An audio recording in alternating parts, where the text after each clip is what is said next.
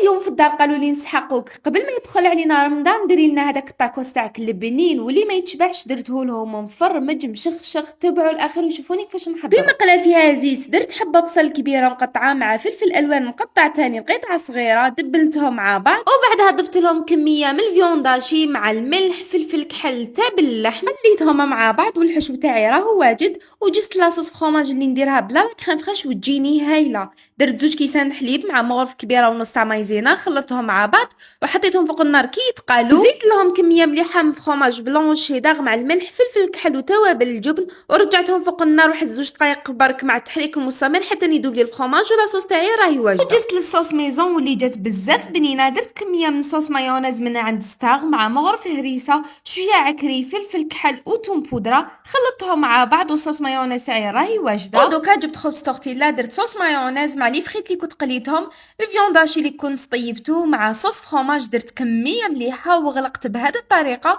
وحمرتهم غير في الطاجين. والطاكوس تاعي راهو واجد جا بزاف بنين خير من تاع برا. وما بقى لي غير نقول لكم بالصحه والراحه.